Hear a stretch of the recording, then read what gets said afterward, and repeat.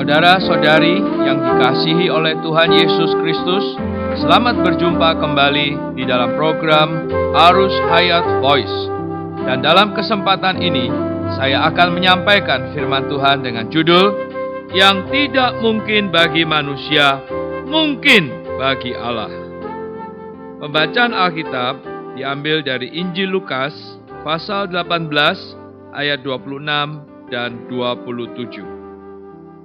Dan mereka yang mendengar itu berkata, "Jika demikian, siapakah yang dapat diselamatkan?" Kata Yesus, "Apa yang tidak mungkin bagi manusia, mungkin bagi Allah." Saudara-saudari, ada dua orang kaya tercatat di Injil Lukas, pasal 18, ayat 18 sampai 27, dan di pasal 19, ayat 1 sampai 10. Dalam Lukas pasal 18, Tuhan menyinggung seorang pemimpin. Ia adalah seorang yang kaya. Dalam Lukas 19 disebutkan seorang kepala pemungut cukai. Ia juga seorang yang kaya. Orang kaya yang disebut dalam Lukas 18 adalah seorang pejabat muda yang bermoral, dihormati orang. Orang kaya dalam Lukas 19 adalah petugas tua yang dipandang hina, ditolak oleh orang-orang Yahudi pada waktu itu. Keduanya cinta uang, bagaikan nyawa mereka. Pemimpin muda dalam Lukas 18 adalah seorang yang kaya, bermoral, dan kelihatannya baik hati. Orang muda itu merasa bahwa ia telah menjalankan semua perintah Allah. Tetapi Tuhan berkata bahwa ia kekurangan satu hal, yaitu menjual semua yang dimilikinya, membagikannya kepada orang miskin, dan datang mengikuti Tuhan. Kekurangannya di satu pihak adalah menjual hartanya dan memperhatikan orang miskin, dan di pihak lain adalah datang dan mengikuti Tuhan. Banyak orang mengira dirinya baik. Seringkali Tuhan membuat orang yang demikian nampak kekurangan mereka. Mungkin Anda telah melakukan 10 hal yang baik, namun Tuhan akan berkata bahwa Anda masih kekurangan satu hal. Mungkin Anda mengasihi orang tua Anda, namun Anda kurang mengasihi saudara-saudara Anda.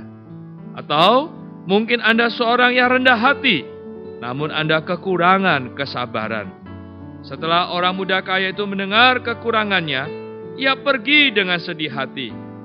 Ia pergi karena, pertama, terhadap manusia, ia kaya, namun kurang murah hati. Karena ia tidak bisa membagikan hartanya kepada orang miskin. Dan kedua, terhadap Allah, ia memiliki berhala dalam hatinya. Perintah pertama dari ke-10 perintah adalah jangan ada berhala apapun selain Allah. Dan kemudian kasihilah sesamamu manusia. Secara harfiah, ia telah mematuhi ke-10 perintah. Namun, dalam realitas, ia tidak mematuhi satu pun. Tuhan menunjukkan kepadanya bahwa ia telah melanggar hukum Taurat. Bagi manusia, tidak mungkin. Orang kaya yang disebutkan dalam Lukas 19 tinggal di Yeriko.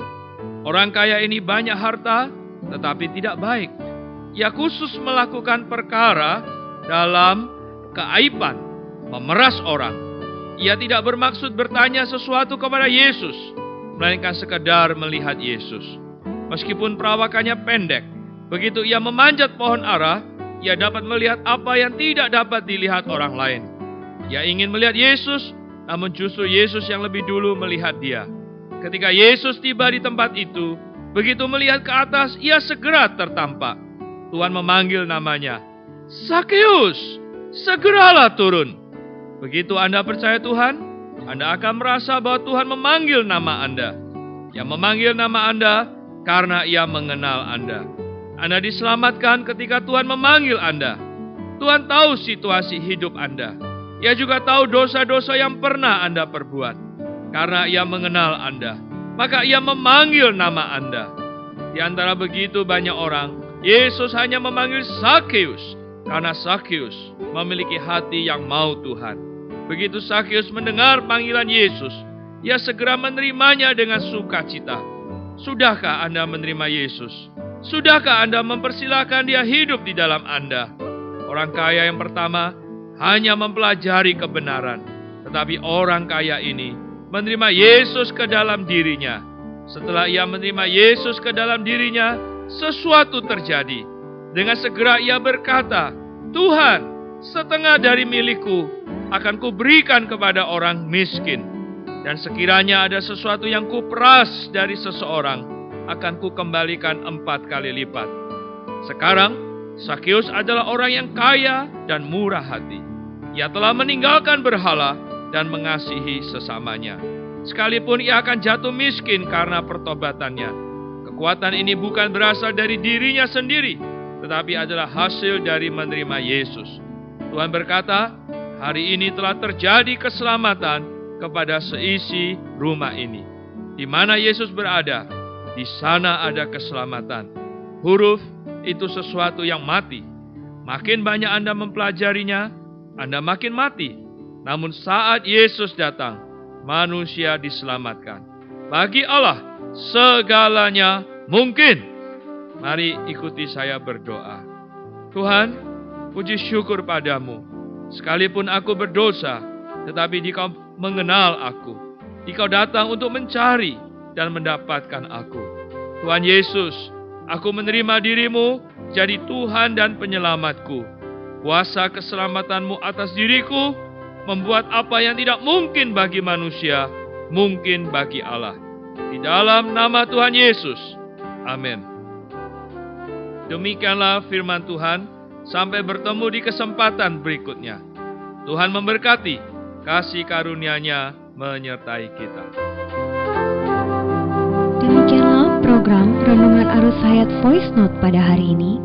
Dan jika Anda tertarik untuk memiliki voice note tersebut beserta seri-seri sebelumnya, Anda dapat mendownload di website kami di www.pemulihan.or.id atau dapat menghubungi kami via BlackBerry dengan nomor PIN 282554-7F yang berpusat di Jakarta dan di nomor PIN 27EB5F7D yang berpusat di Surabaya.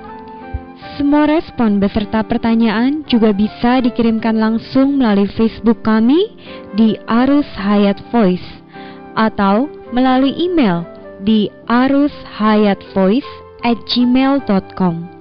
Tuhan Yesus memberkati kita semua.